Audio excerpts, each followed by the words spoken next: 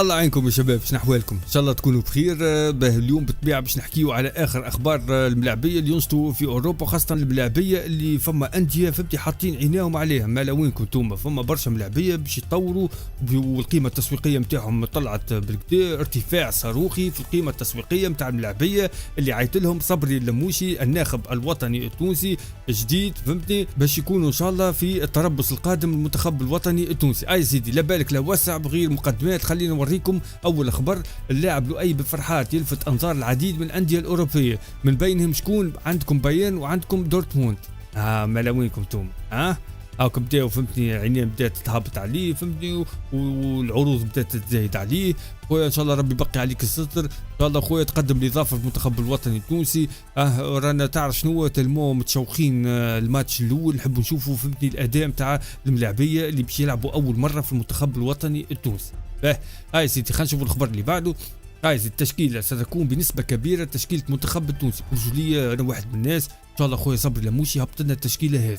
اش قولكم فيها برجوليه؟ فما صحيح 2-3 تغييرات، اما التشكيله انا زي برجوليه مقتنع بها.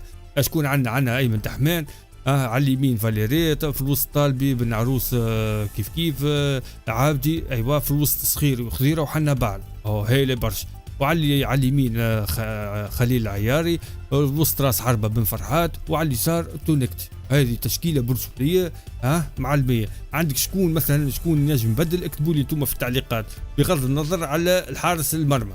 لا غالب خويا ما عندناش تو جارديان، حتى الجارديانات اللي ينشطوا في اوروبا راهم مازالوا صغار في العمر، راهو العمر يفرق، راهو سورتو في حراسه المرمى. لما حال انا بطبيعه 100% مع سليم بوعسكر بيشد في بلاصه الدحمان 100%. والله اعلم عاد وش نقول انا. شنو يا اخي، انا نفهم اكثر من صبري لموشي، ولا انا نفهم اكثر من مدرب الحراس؟ بالطبيعه ما نفهموش خير منهم فهمتني. كان عيط الدحمان خويا دبر راسه، الدحمان ما عليك خويا كان تكون في المستوى وكهو اكد بهليلك البهته نتاعك انت تغزر لها الكوره كي ساقيك ويديك تتعكش هكا وكل فهمتني. خويا خليك في البنك فهمتني، وخلي ما نعرفش شكون يعني الله اعلم تصرفوا خويا. ما جبنا لموشي وجبنا الحارس مدرب الحراس، صرفوا خويا يجيبوا لنا فهمتني جارديان فهمتني يصلح كهو. هنشوف الخبر اللي بعده. هاي سيدي حسب الصحافه الالمانيه وعلى ذمه شنية الاقل 10 ملايين يورو القيمه التسويقيه بارامون طلعت بالكدا فهمتي. بن فرحات عمره 19 سنه، تم استدعائه لاول مره لمنتخب تونس الاول. من الممكن يعمل اول مباراه دوليه اخر هذا الشهر. عمال وينكم. ايوه القيمه اللي يطلبها النادي تتراوح بين 10 و 12 مليون يورو، وهو مبلغ تعتبره الاداره معقول بالنسبه للانديه المهتمه. هاك شفتوا كيفاه؟ هاك بن فرحات هاك بين 10 و 12 مليون يورو، فهكا هاك القيمه التسويقيه نتاعو طلعت بين 10 و 12. هاي سيدي هنشوفوا الخبر اللي بعده. الاتصالات تتقدم مع ميسي لتمثيل المنتخب. بارامون فهمتي قاعدين يتواصلوا معاه السيد هذا، وبارامون ان شاء الله يركح ويجي المنتخب الوطني التونسي، واهم شيء يقدم الاضافه. ما حشناش زاد فهمتي نعيطوا في الاخر ما يعملوا حتى شيء. هنشوفوا الخبر اللي بعده.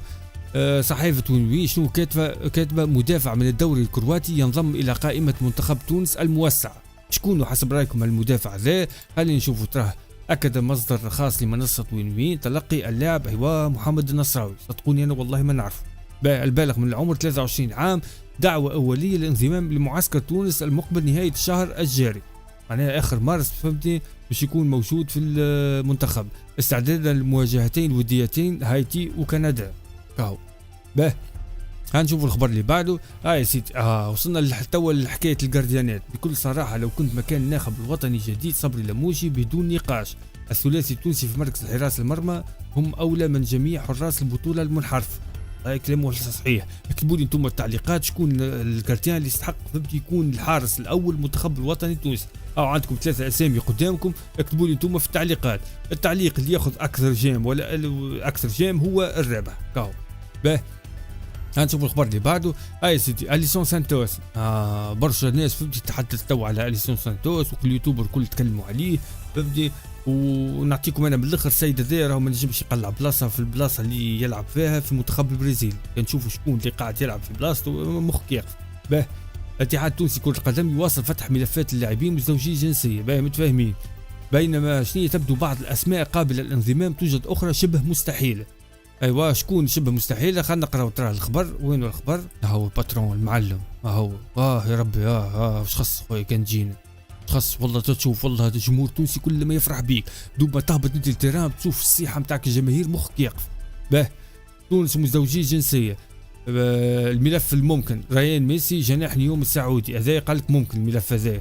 باه الملفات شبه مستحيله. ايوا توا ذوما باش نحكيو اللي فهمتي اللي جبدوا علينا. مثلا اليسون سانتوس عنده الحق باش يجبد علينا، السيد لا علاقه بتونس وما عنده حتى شيء، كان بوه كان يلعب في تونس وكان عنده جنسيه تونسيه كهو. يمكن حتى تونس ما يعرفش بلاصتها وين بالضبط. حاسيلو اليسون سانتوس يلعب حاليا على سبيل الاعاره مع نابولي الايطالي قادما سبورتينغ لشبونه. عندكم حاسيلو اليسون سانتوس. وشكون اللي بعده زاد فبدي هذوما بداو يجبدوا علينا. يوسف الشرميتي يستنى في بلاصه تعيطوا له في البرتغال، وهاو وجهي اجى بزق لي على وجهي كانت تعيط لك البرتغال سافا هكا. بعد شكون ايمن سليتي شنو لاعب في صفوف في نورد، سبق له اللعب في فئات العمريه، يستنى في شكون المنتخب الهولندي رغم امكانيات الفنيه العاليه، فان ارتباطه بالمنتخب الهولندي يجعل ملفه شبه مستحيل. هو تو يلعب في المنتخب الفئات العمريه في المنتخب الهولندي، ماشي في باله باش تعيط له هولندا معناها المنتخب الاول. كيف انت ها وجهي كان يعيطوا لك. وفي الاخر هيثم حسن اللي فهمتي حب يمشي لمصر خاطر بوه مصري، فهمتني تبع الناسيوناليتي تاع بوه، فهمتني اختار مصر. برا خويا ربي وجهك خير، ان شاء الله خويا تطلع كيما محمد علي بن رمضان الشك بشك، ان شاء الله تطلع كيفه بالضبط. نشوف الخبر اللي بعده. يا سيدي عديد التقارير الألمانية تتحدث عن اهتمام كبير بالدول التونسي لؤي بن فرحات. خويا المعلم هذا فهمتني برشا جمعيات تحب تختار، هاو ديجا مهبطين فهمتني لي باج اوفيسيال نتاعهم. هاو شفتوا كيف مسؤولي بايرن ميونخ تابعوا اللقاء الاخير لنادي، وحسب تصريح مدير رياضي اضافه الى دخول انديه بروسيا دورتموند انتراخت فرانكفورت نيس كومو اتلانتا على الخط. ايوا حدد السعر اللاعب بين هاكا 10 و12 مليون يورو. طبعا هكا هاكا فهمتني شكون احنا عندنا بال 14 مليون يورو، هاكا شيء بعد لؤي بن فرحات بين 10 و12 مليون يورو. هكا القيمه التسويقيه نتاعو راهو ما يعطيوش الاسعار هكاك على سواد عينيه، لا بالطبيعه فما خدمه فما برشا حاجات معناها عملهم باش توصل معناها القيمه التسويقيه نتاعو توصل هكاك. نشوف الخبر اللي بعده. انتقال لؤي بن فرحات نحو وجهه جديده خلال الناس كل تحكيو عليه. شوف هاكا بايرن ميونخ 18% تنجم تاخذوا بايرن ميونخ. نجي توا لعمكم اسماعيل الغربي. ايوا رغم غيابي عن المباريات منذ قرابه شهرين، تصوروا انتم شهرين ما لعب حتى دقيقه، لعب يمكن 25 دقيقه كهو شهرين كاملين. تلقى التونسي اسماعيل الغربي دعوه اوليه الالتحاق بتربص منتخب تونس كره القدم، فرصه جديده للاعب من اجل استعاده الثقه واثبات مكانه.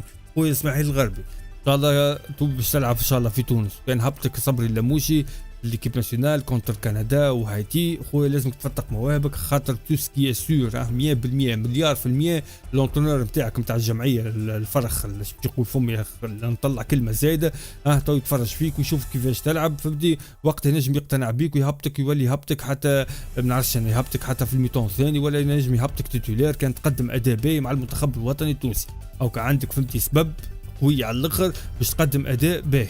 ركز خويا امورك فهمتني، او جايتك كوب دي موند، جايتك زوج ماتشات اميكال، خويا قد فيهم روحك كاو باهي.